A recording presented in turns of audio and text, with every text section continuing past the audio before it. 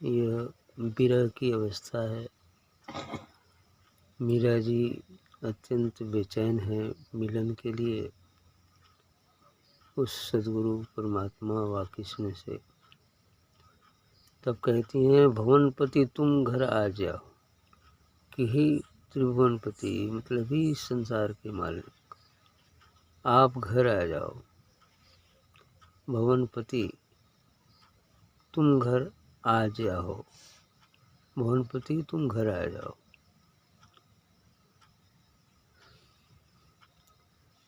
भुवनपति तुम घर आ जाओ।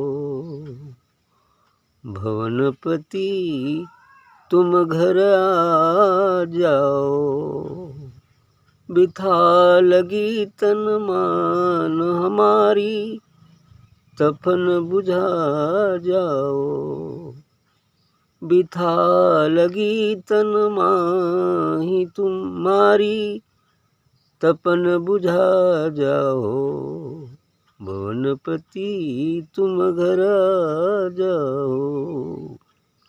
रोवत रोवत डोलता सब रैन बिहावे हो। रोवत रोवत डोलता सब रैन बिहावे हो। भूख गई निद्रा गई, भूख गई निद्रा गई, पापी जीवन जावे हो। भूख गई निद्रा गई, पापी जीवन जावे हो। दुखिया को सुखिया करो, दुखिया को सुखिया करो, मोहि दर्शन दीजे हो। मोहि दर्शन दीजे हो। मीरा व्याकुल बिरली बिरहणी, मीरा व्याकुल बिरहणी, अब बिलमन कीजे हो। अब बिलमन कीजे हो। भुवनपति तुम घर आ जाओ। भुवनपति तुम घर आ जाओ। भुवनपति तुम घर आ जाओ। एक भुवन तो ये संसार ही है जो सबका मालिक है, भुवनपति सद्गुरु व परमात्मा। दूसरा भुवन ये हमारा शरीर भी है और इसका स्वामी वह सद्गुरु व परमात्मा ही है। लेकिन छिपे होने के कारण हम समझते हैं कि वो कहीं दूसरी जगह है। इसलिए कहती हैं अभी विरह ऐसा ही लगता है तो उस मालिक का साक्षात्कार होता है। इसलिए कहती हैं कि भुवनपति तुम घर आ जाओ। और वो भुवनपति सद्गुरु व परमात्मा ही है जो नूरानी है, जो दिव्य है, जो ज्योतिर्मय है, जो एक ऊर्जा है। अभी पीछे एक भजन हुआ था ना कि कौन सा वो चीज़ है जिसके कारण सभी लोग तुम्हारे दरबार में झूमते हैं। सद्गुरु का दरबार निराला करके ऐसा है। तो वही चीज़ है, वही सद्गुरु नाम की शराब है, राम नाम की शराब है, जो दिव्य ज्योतिर्मय है। जहाँ संत महापुरुष रहते हैं वहाँ दिव्य ज्योति विशेष रूप से व्याप्त रहती है। अन्य जगहों पर तो है, सब जगह है, कहीं ऐसी जगह जहाँ वो नहीं है।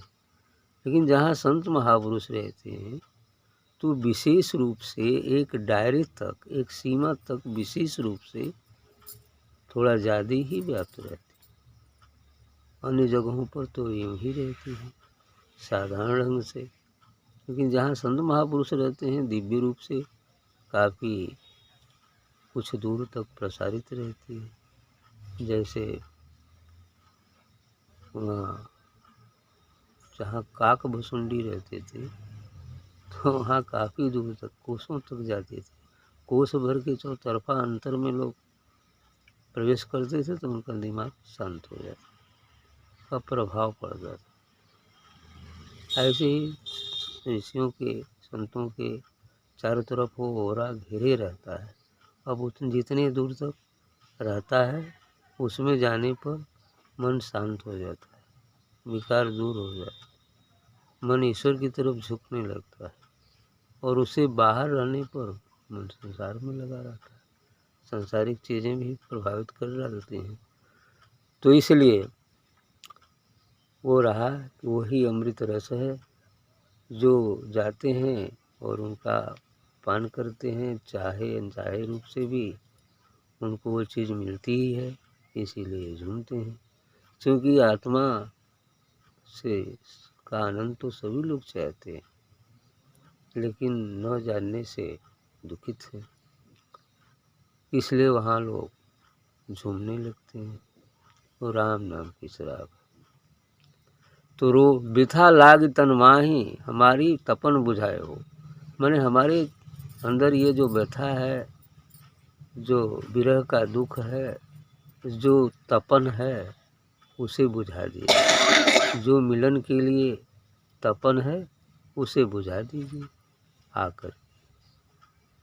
आगे दशा बता रही हैं अपनी कि रोवत रोवत डोलता सब रैन बिहावा।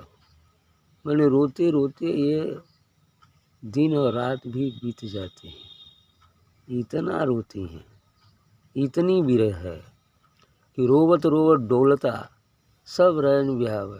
सब रैन, रात और दिन सब रोते रोते ही व्यतीत होता है। इतनी बेचैनी और इतनी बेसब्री है और होनी भी चाहिए। भूख गई निद्रा गई पापी जीव न जावा।